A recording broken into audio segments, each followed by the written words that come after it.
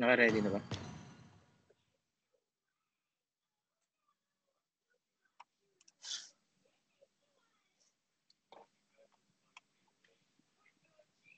Wait lang guys. Pinapa-ready lang natin yung isang player para ma-start na natin.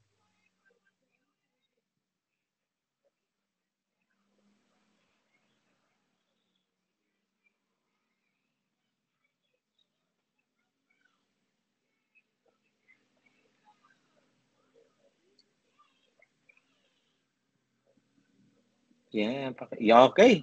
So, naka-ready na lahat ng ating mga players, no? So, we will start na ang ating second game. Pasensya na guys sa delay. So, let's go! Hopefully, okay na yung ating audio, no? Kasi kanina masyadong malakas yung background.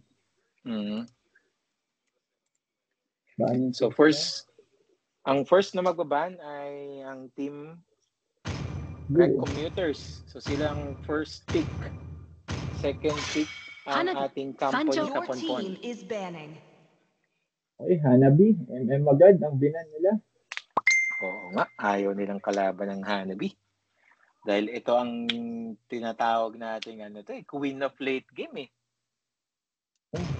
Mukhang mag-u-office na itong Red Team. Ay, Blue Team. Natingin mo ba? Tingin ko. Angela. Okay. Binan nila yung Hanabi eh. Angela kasi isa to sa no?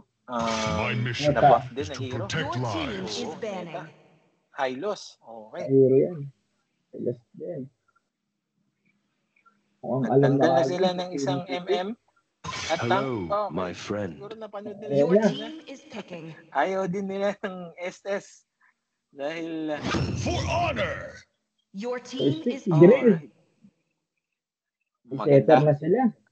Yes, magandang pick. Yeah. Tapos tinanggal pa nila ang Estes, no? So, mawawala ng heal yung ating team. Kampo ni Kaponpon. Crowned by heaven's mandate, my legacy shall endure. Itong vision na sila sa buong mapa. Welcome, my guest. Your team is picking. Yes. Isa talaga sa mga top picks to pala. You should be ashamed for not trusting yourself. I might not be a lighted man, but I do know my trade. Partner, no? Oo. Isang Barat at isang Eudora. Dora na mage. Grace saka Barat.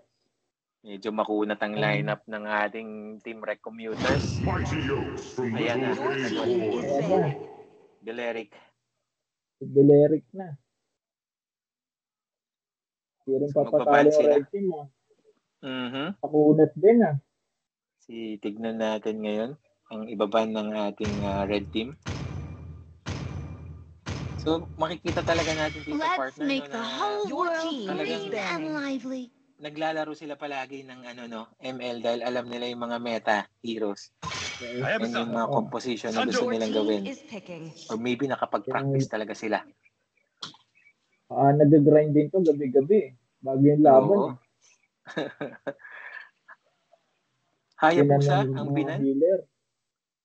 Dito din sa kabila, healer din ulit. Florin.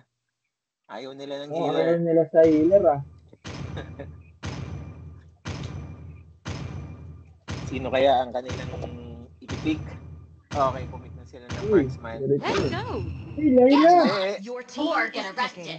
Si Layla ang pinik. Alright. So kayo ka-counter ng blue team dito kay Layla.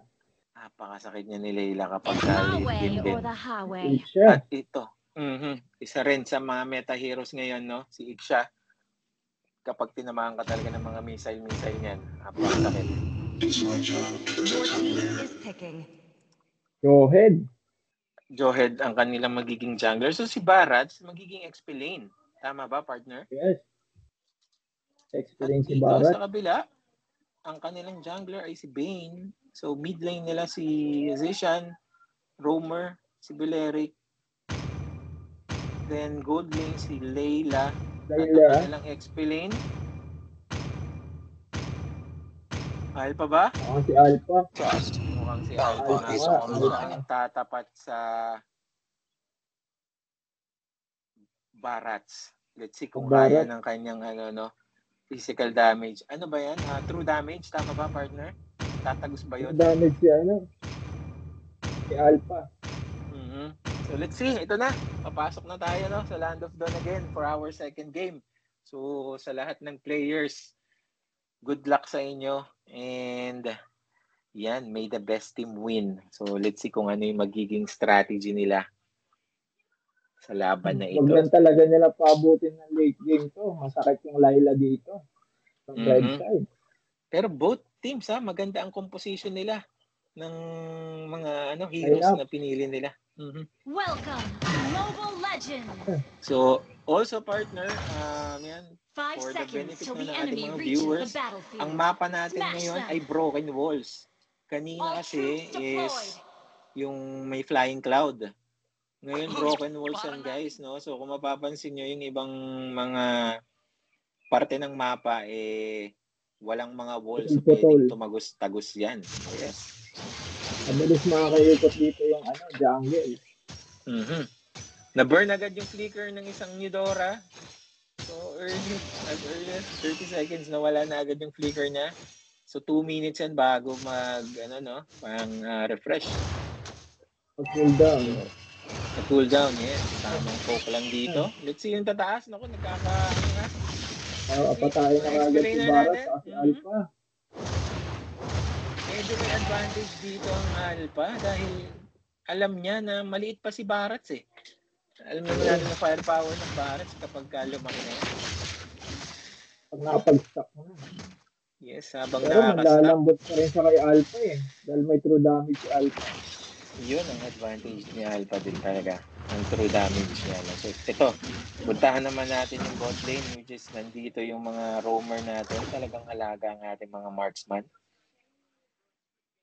And so far, medyo nakakalamang sa laning ang blue side dito sa baba. Up. Tignan natin yung taas. Okay, pinasok si Alpha. First blood, ang Alpha. First blood ng Jawhead. Si Alpha kahit gumamit pa siya doon ng vengeance. At walang hindi mo kasi magkaka-turtle. What? Walang yung mga pating. Okay. Laro yung burn ang ultimate ng isang Bane. Oo, at mayroon na tayong turtle ngayon. Hindi pa siya nag-turtle. Yes. Sa pwestuhan, andito, medyo lamang ang red team natin dito partner, kasi kung may kita natin, magkakalapit yung 4. Dito yung 4 na red team. Kasi kumaano pa to? Red team. Okay. Kumano mo si Alpha? Turtle? Oh no, nagkakaroon ng si Jawhead. Laro si Jawhead. Nakuha pa nila ang turtle. Lumamang doon ang red team. Ang ganda ng pagiging aggressive ni Alpha doon. Talagang zinone na niya agad si Jawhead para hindi na makalapit si Turtle. At mukhang makukuha pa yung purple buff. Oo nga, partner. Ayan na. Nakuha pa nila ang purple buff. Naagaw pa nga nila. Naagaw pa nga. At nagkakaroon na tayo ng natay pa yung drill. Oh no. Lamang na red team. Medyo nagiging nagkakaroon talaga ng advantage yung red team nila doon sa pagkuha ng turtle at yung purple buff. Gumamit ng ultimate si Alpha para hindi siya ma-stun ng Eudora dahil kung sakali partner, mukhang mabubura siya doon sa mapa na yun. Wala pa naman level 4 si Eudora kaya panigurado. Hindi naman siguro partner. Sa bagay. Delay ang mid lane nila. 2 minutes na, level 3 pala. Nakaka-level 4 lang. Kaya nakaka-level 4 pa lang nila. Pero pagdating sa leveling ng ating jungler, halos parehas. Lamang pala ng Bane. Alam naman natin. Nagka-clash na sa bot. Ayun na agad si Eudora. Napakaganda naman nun. Ayun na. Dali ang post. akala natin na makikil na si Bane doon, pero hindi. Nakapagbitaw pa rin siya ng mga pating niya doon, no? Kaya na-knock up. Grabe talaga ang isang Bane ngayong na to, patch. Napakasakit. Gusto pa ata nilang mag-create? Hindi. At yes, tama partner, nag-spawn na ang ating second turtle. Again, nakakalamang ng position yung red team natin. Layo ng jungler ng blue team. Let's see kung magagawa ng paraan ng Tigre. Ayun, ultimate siya. Kaya pa rin ng red team. Beleric sa likod. Naiwan si Beleric dito, pero hindi nila i-go. Nabuhay pa rin talaga doon. Grabe talaga. Ang ganda ng help na binigay ng isang Layla doon, no? Hindi pa tapos, partner. Oo, alam ko, hindi pa tapos. Nandiyan pa yung Alpha. Nakapag-buhay. Yes, nakapag-flicker si Tigreal, no? Muntik na siya doon at hindi natin napapansin para sa top. Yun yung naging uwi na lamang ang red team. Lamang sila sa gold, pero sa tower, naka-isa naman. Medyo isa na. Fair, trade pagdating sa mga objectives. Kasi dito, kung magkakaroon na naman ng clash. Nahabol na ni Joed. Okay, kinangkot. Tinulak pa ng yan yung doing. Ang ganda naman Opo.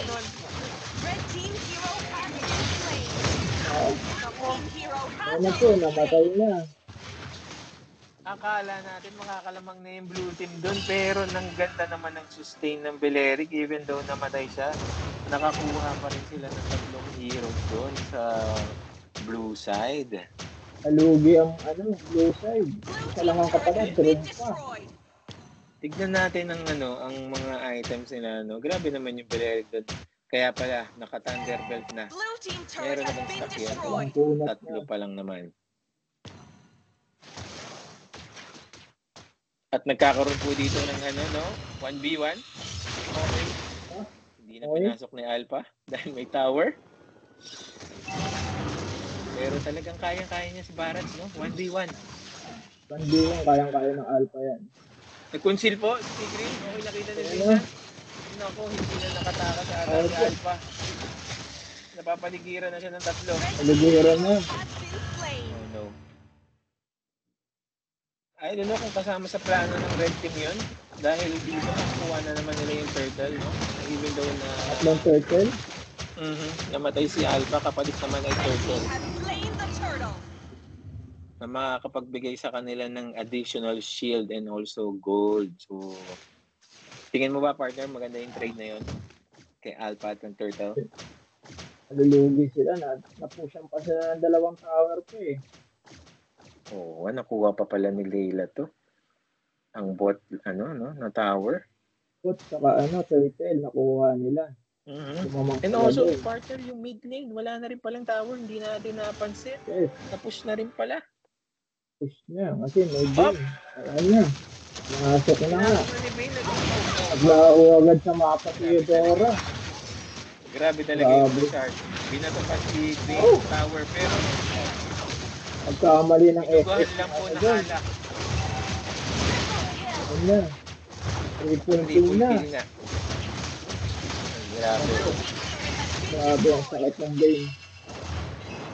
Yun ang sabi natin kanina. At 2 tower lang nababasag yung mid. Totoo yan. Ang blue side. At dahil doon, mas makokontrol nila yung mapa, Medyo may hihirapan maglakad-lakad itong blue team, sa mapa dahil wala nang tower sa gitna eh. Control na nila ang mapa. Ang red side.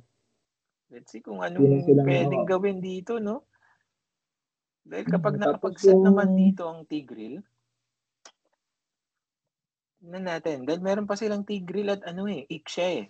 Which is talagang pagdating sa pag-set, no, medyo masakit yan kapag na gawa nila ng tama. Pero tanda mo, partner, may layla sila. Pag naka-preheat, ubos talaga. Ayun, napakalayo ng range na hindi basta-basta maaabot. At dahan-dahan ng mga tower. Sa second tower ng blue team.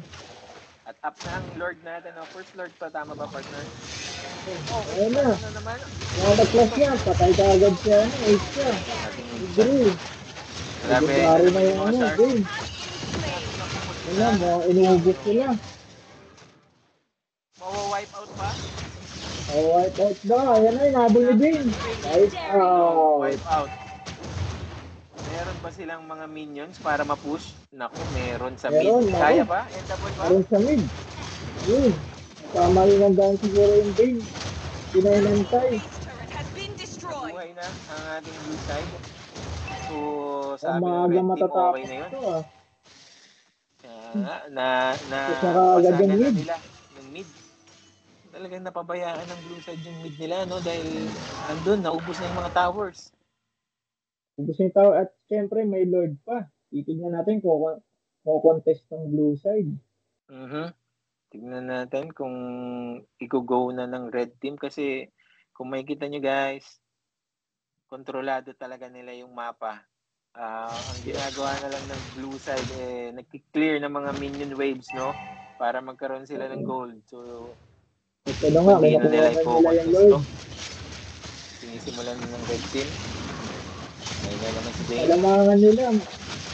Almost 10k na, partner. Napakalaki na. Isang kalamangan. Tignan natin yung mga items nila. Si Bane naka Sky Piercer na merong 35 stacks, no? Napakasakit na. Kaya pala napakasakit na yung mga buga niya. Naka Holy Crystal na. Yes. Sakit na talaga yan. Pag tinamaan ng SS, lalambot talaga. And sa blue side naman, no, nakakaipon naman si Iksha, which is their gold trainer, no. Pero I don't think maso-sustain, no, kayang i-sustain ng kanilang mga roamer o yung mga tank nila. Speaker po doon. Yeah. Ayun na, pinasok na. Ayun, tatapusin na. Wala agad sa mapa. Ayun, nakasok na yung Tidril. Pero, naku po, ayun na. Ayun, nakaka-preheat. Ayun na, natapos na.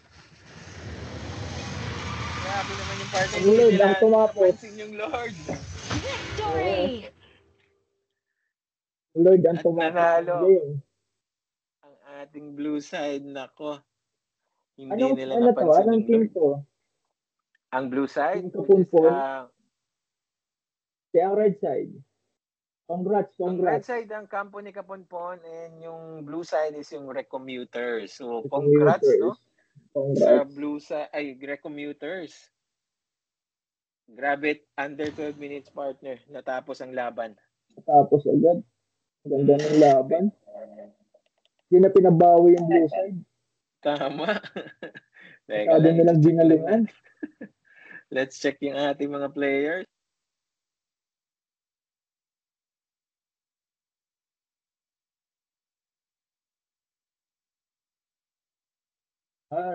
Recommuters pala yung nanalo. Kala ko team Kapunpon. Sorry. Ay, sorry. Ano po ba? Yung sa red side ang nanalo. Recommuters. Ayun, Recommuters. Tama po. Recommuters. Sorry.